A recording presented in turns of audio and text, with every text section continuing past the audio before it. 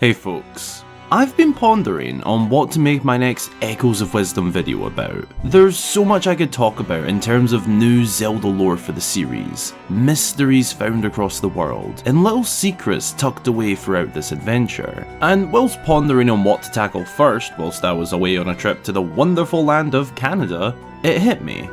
Why not make one bigger video going into all of these things? Lore, mysteries and secrets found in Echoes of Wisdom. That's today's video folks. I highly recommend that you be sure to go and grab yourself a delicious snack and drink. Send a photo in on any of my socials for a chance of it being featured right here in my next video. Subscribe if you're new around here for more fabulous Zelda content coming your way. Drop a cheeky wee like down below. And without further ado, let's look at some fascinating lore, mysteries and secrets in The Legend of Zelda: Echoes of Wisdom.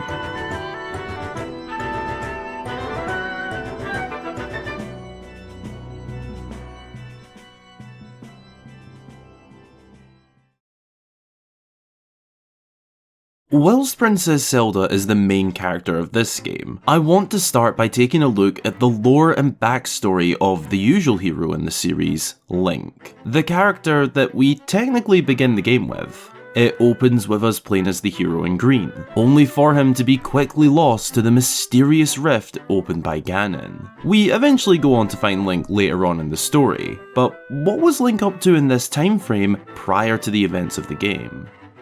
We learn that he is from Southern Village, found in the south of Hyrule. Funny enough, right next to the Southern Ruins, where the game kicks off. If you speak to the locals, you can learn a little bit about Link. Turns out, he is quite the popular figure here, known for being a kind and helpful guy. Multiple NPCs will mention him. Some notable things said about him are, tell him we're all eager to see him come back home to Southern Village when he can. I learned that from Link. A boy named Link was once stolen away from our village for a time. I was so worried. It seems that people here look up to Link and hold him in high regard. We're not exactly sure if Link is on the younger or older side that we typically see him across the series in, but this sort of respect from your neighbours speaks volume to your character, regardless. Link is a great guy and presumably helps out a lot around the village with tasks and interacting with everybody. A friendly face to see. But what's odd about that is the fact that the hero doesn't speak, and this is canonically acknowledged in the game, along with an explanation as to why he doesn't speak. It wasn't always this way. Sometime before the events of the game, Link would openly speak and have a conversation with people, but one day, a rift opened and managed to take Link and some other children inside it. Thankfully, they made it back out, but each of the children who fell into the rift all lost things when they returned. Memories, spirit, and their voice. But what's odd with Link is that whilst he lost his voice to the rift, he, for unknown reasons, retained his memories, and fully recalled the events of the rift, swallowing them up. But the other children don't. He also gained a strange ability to sense when new rifts appear. Perhaps this has something to do with being the chosen hero. Adding to his personality, it was even said by Luberry that Link would use this ability to help others avoid falling into rifts. The professor speaks really highly of Link if Zelda asks about the hero. He's obviously also generally known as a talented swordsman, but the place where we can learn some smaller details about the hero, and some wee secrets, is in his home. Found in the northwest of Southern Village, this is Link's house. In here, we can spot cool little details like one of his iconic caps, with a different coloured rim to the one we see him wearing. He has an unmade bed of course, 3 books individually coloured red, blue and green, perhaps a little nod to the Hyrule Historia, Arts and Artifacts and Encyclopedia books. Or maybe the Golden Goddesses, Din, Nehru and Ferori. He has a picture next to his bed which appears to be a map, probably of the kingdom. There's also this wee photo frame with a picture of a castle, presumably Hyrule Castle. And even this rug. This design was seen in a different Zelda game. It was seen in the Minish Cap. And I'm sure there's lots of other little details to find. If there's any I've missed, be sure to let me know in the comments. Whilst Link isn't the main character in this game, we still learn quite a decent amount about him, and I love knowing more about our main cast of characters. Within Castletown, in Hyrule Castle, we can discover some cool secrets.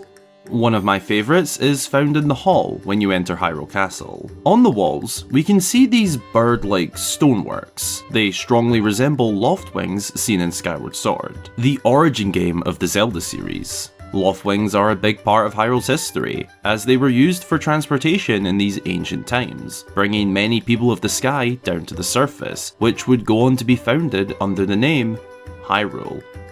On the streets of Castletown, we can find dogs. Amazing, right? Now, whilst we still cannot pet them, which is honestly inexcusable and a very valid reason to never play a Zelda game ever again, a cool little detail with these dogs is that they appear to be, or be based on, Scottish Terrier dogs, the same kind we saw in Castletown in Ocarina of Time. Back inside the castle, during the early stages of the game, as Princess Zelda is trying to escape the castle after being wrongfully locked up, she needs to change outfit to avoid being recognised by the guards, and in symbolic fashion, she hides behind this goddess statue to get changed. Now, this isn't the most clear reference / secret out there, but in a sense, this feels like a little hidden reference to the fact that the goddess Hylia herself is technically Princess Zelda. Long ago, Hylia once took the form of a mortal being, Zelda, who now is taking a new look herself, behind her old self. Maybe it's not that deep, but I see this as a unique wee nod to the lore of Princess Zelda herself. Inside Princess Zelda's bedroom, we can find not only a beautifully designed bedroom, but also a plushie of a white horse. This is a replica of her own personal white horse, the same as seen in Breath of the Wild, and also Echoes of Wisdom of course. In the throne room, we can spot some portraits of royal family members, such as Princess Zelda and the King. Like most Zelda games, we don't know anything about the Queen and why she isn't present, how long she hasn't been present for, or anything about her really. If you ask me, I think the King just doesn't have bitches. Oh, and if you haven't put it together yet, General Right and Minister Left's names are puns on the positions they stand in. I love Nintendo humor. Over in the Gerudo Desert, a location that grabbed my attention right away during my first playthrough in terms of lore was the Ancestors' Cave of Rest.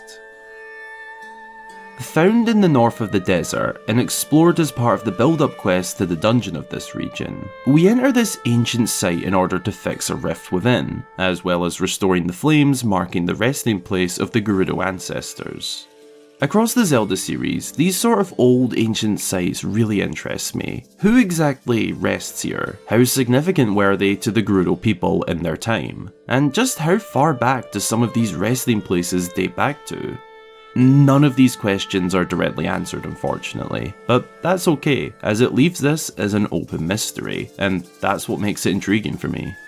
We see these crumbling ruins covering the lower levels, indicating the depth and expansiveness of this site.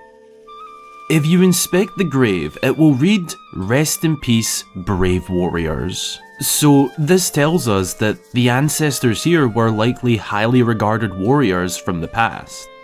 Perhaps former chiefs or key figures in the Gerudo army. Now, it wouldn't be on this list without there being a wee something to look at here. When we first enter, there is only one Gerudo guard in here. However, when Zelda manages to make her way across the rift to relight the torches, another guard stands there. But this is no ordinary guard.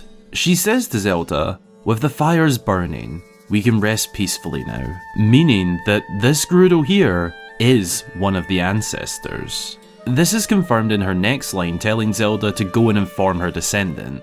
I never clocked this at first, but since looking back and realising, it absolutely blew my mind that we just casually saw what I believe to be the spirit of a Gerudo ancestor. Whilst not known by name, this is a really cool piece of Gerudo lore.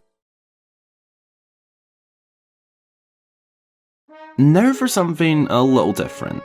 It's not necessarily a secret, but it's a detail that highlights a missing feature in the game. If you aren't already aware, Princess Zelda can wear the cloak that Link wears in the opening of the game.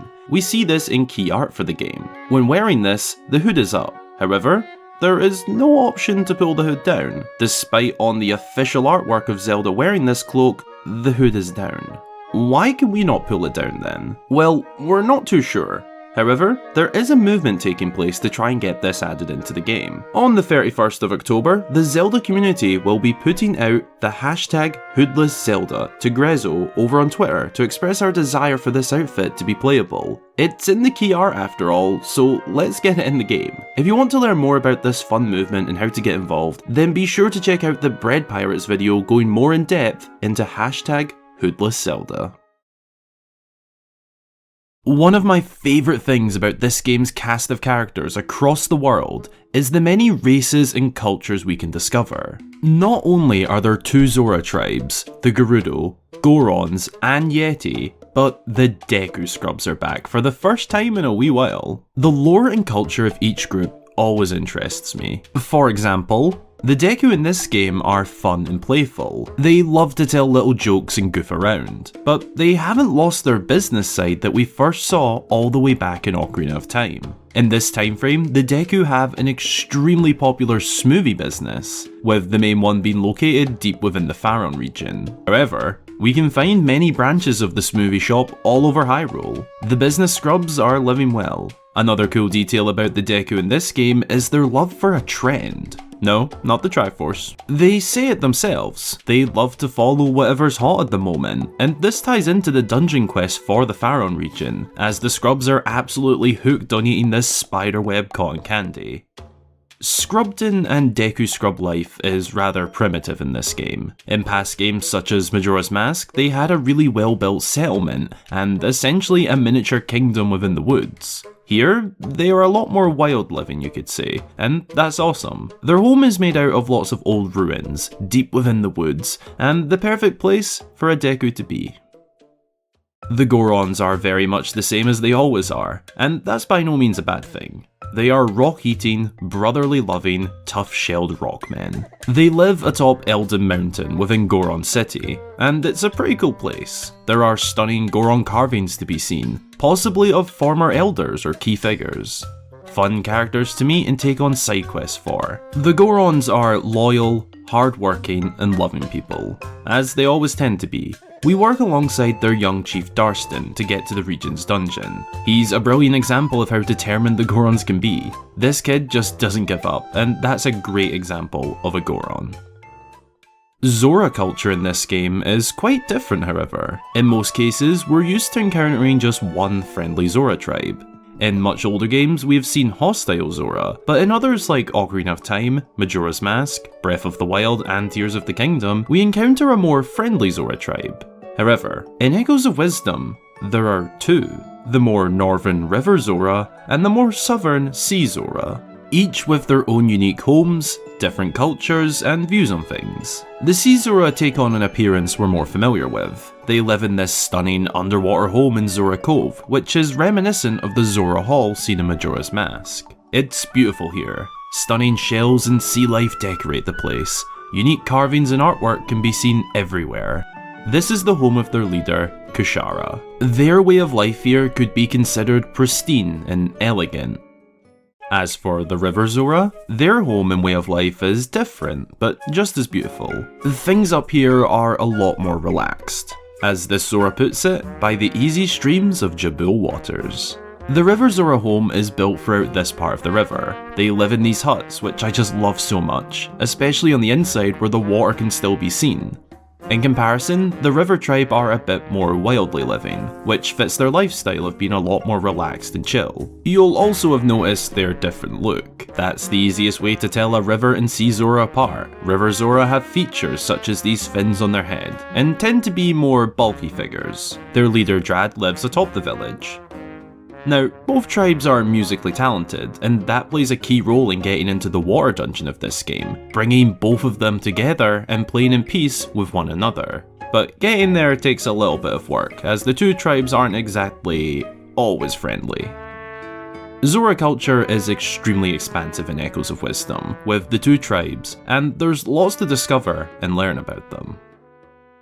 The Gerudo in Echoes of Wisdom are like the Gorons, pretty similar to how we know them from the most recent games, Breath of the Wild and Tears of the Kingdom. An all-female race of warriors living out in the heat of the desert, led by their leader, Sira. The Gerudo live a great life out here, and their culture isn't too different from what we previously know. As far as we know, it's still women only. For a brief period, I was wondering why I could just walk in, thinking I was playing as Link, but then it hit me that we're playing as Zelda, explaining why we could just walk in. The Gerudo train regularly, patrol their lands, and generally have a pretty good life out here. Now, the one other race outside of the Hylians that really fascinated me was the Yeti atop Hebra Mountain. Konde is a friendly Yeti who lives in this igloo. He's extremely nice and welcoming to Zelda, as well as Tri. He has a brother who is currently away on an adventure. He had a father who sadly is no longer around, but Konde is living well up here. His home is kitted out with everything he needs to survive, from warmth to tools and food. The addition of a Yeti in this game is quite interesting, as the last time we seen one in the Zelda series was in Twilight Princess, where we met Yetta and Yeto, a Yeti couple who lived in the abandoned Snow Peak mansion. Konde expanded the Yeti lore of the Zelda series. He's adventurous, kind, and sensitive. As far as we're aware, he and his brother are the only two who live up here, but for all we know, there could be others out there that we just can't discover. Something rather interesting about Konde when we first meet him is that he can actually see Tri, which nobody else can unless they've fallen into a rift and came back, which it turns out Konde has. Prior to Zelda ever reaching the Yeti, he fell into a rift and was saved by none other than Link, which made Konde very happy. This is why he can see Tri from the get-go, as we learn earlier in the game that those who haven't fallen into rifts and been rescued cannot see our companion. I love Konde, and hope that Yetis in the Zelda series make a return in the next big 3D adventure. A few random references and Easter eggs I really like consist of this one at Hyrule Ranch.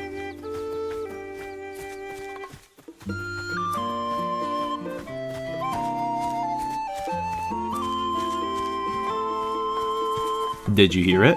The opening notes to the ranch music in Echoes of Wisdom are taken from the music in Lon Lon Ranch, the iconic home of Lon Lon Milk and Epona seen in Ocarina of Time.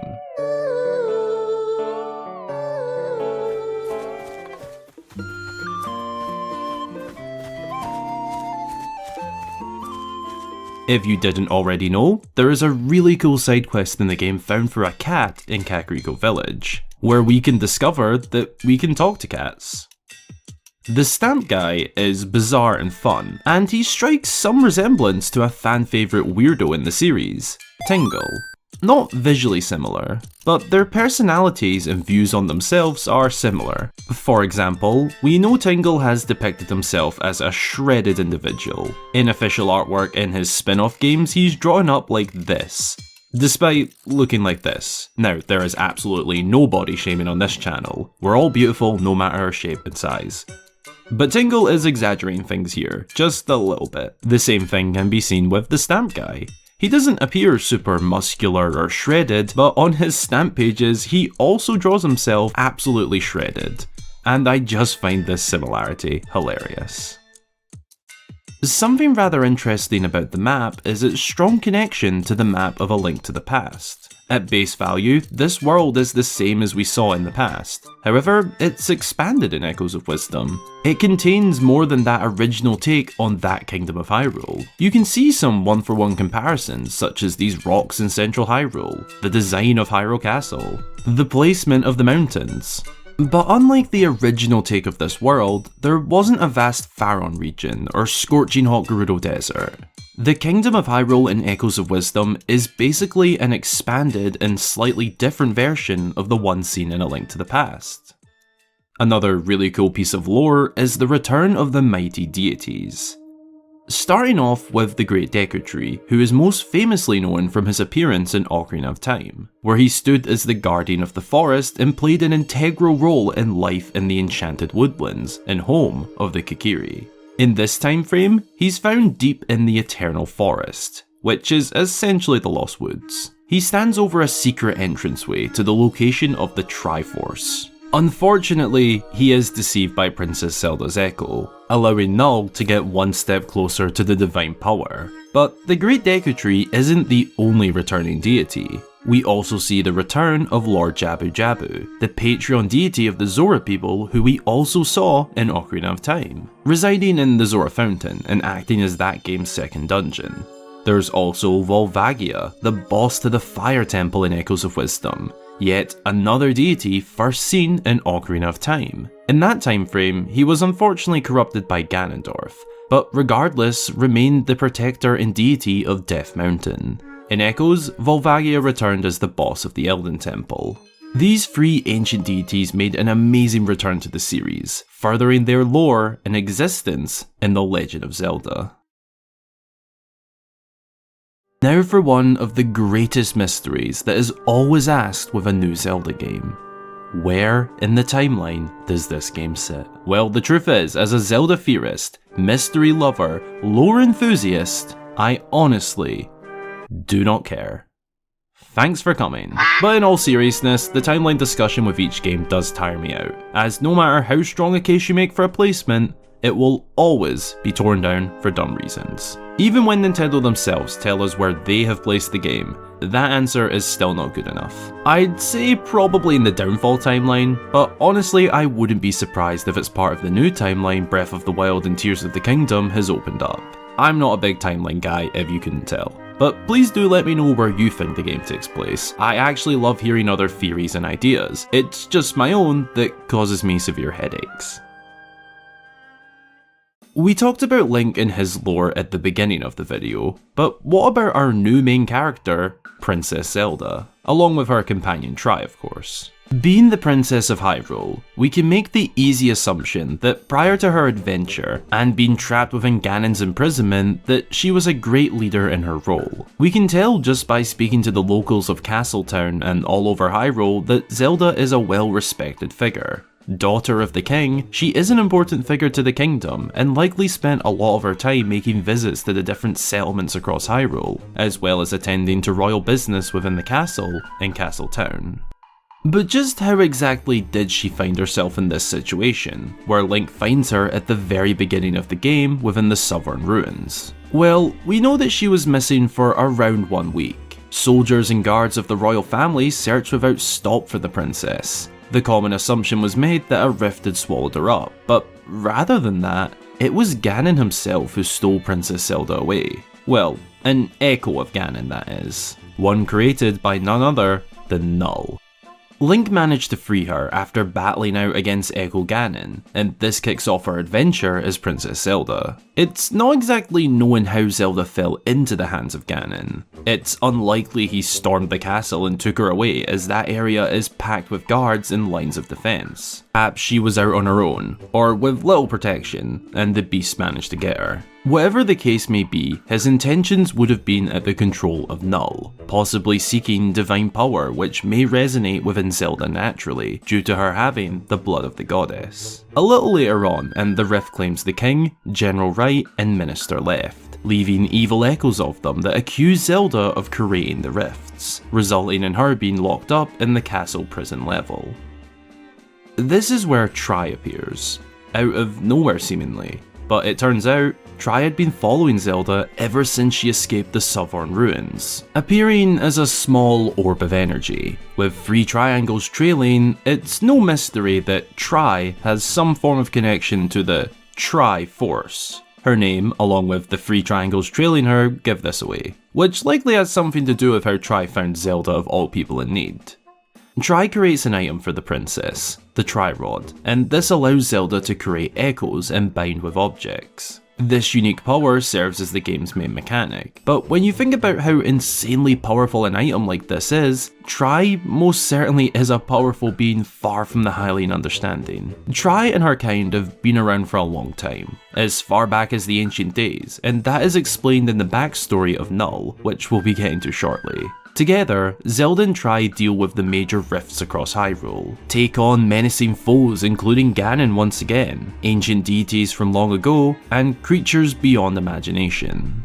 Ultimately, they are successful in finding Link, which leads us to Null and the final boss battle. What Echoes of Wisdom has done for Princess Zelda as a character, her lore, and personality truly show us that she isn't just a damsel in distress waiting on her hero Link. She is a strong hero in her own right, and I just love that Echoes of Wisdom chose Zelda to be the main character.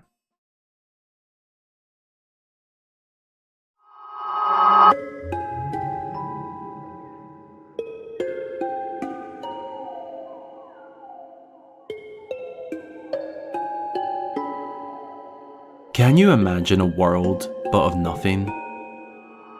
Well, that is exactly what the final boss and grand evil of this game desires. Null. The big bad of Echoes of Wisdom is arguably one of the most terrifying Zelda bosses in the entire series. The lore and history of this monster is insanely deep and greatly terrifying.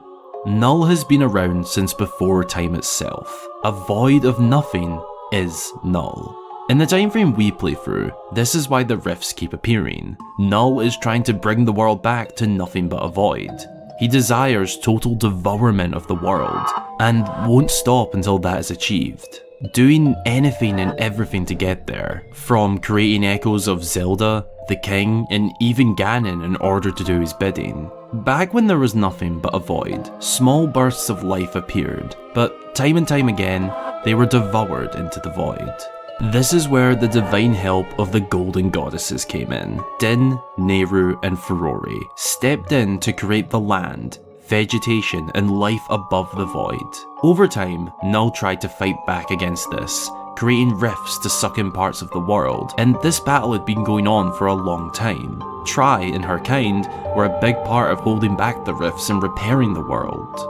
When we played during Echoes of Wisdom, the problem had been getting particularly bad. Rifts opening up all over the land and now devouring Link himself, with Zelda only narrowly escaping. Null can be seen in multiple forms, from blobs with arms to mountain-sized clouds of dark matter. What Null does in order to try and achieve a return to the void for Hyrule is steal the divine power, the Triforce.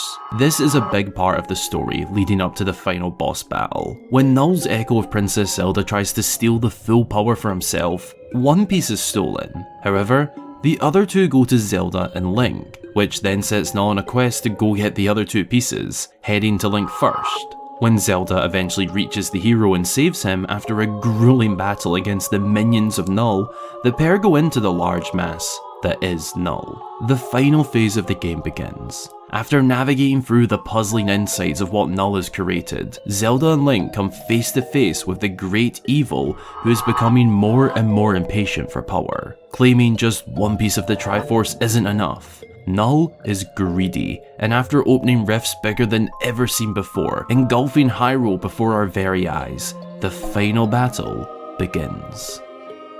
A tough battle is fought out through several phases, but ultimately the princess and hero triumphs and sends Null back to the void, saving Hyrule from a certain end and restoring the kingdom to its former glory.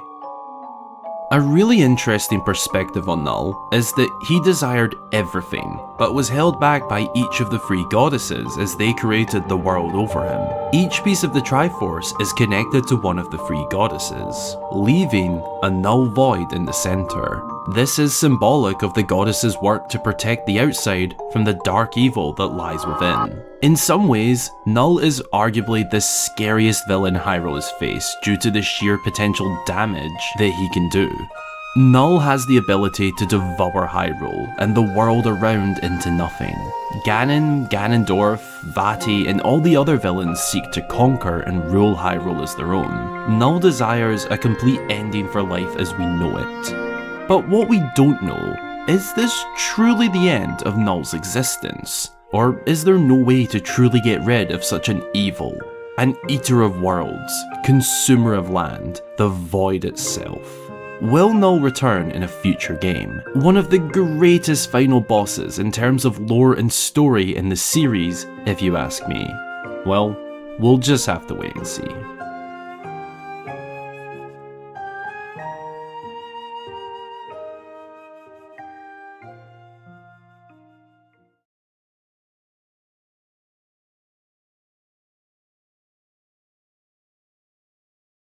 Thanks a ton for watching. I really appreciate your time and hope you enjoyed. If you're not already, then it'd be massively appreciated if you could consider subscribing to the channel for lots more fabulous Zelda content, as well as dropping a wee like down below to help the channel out.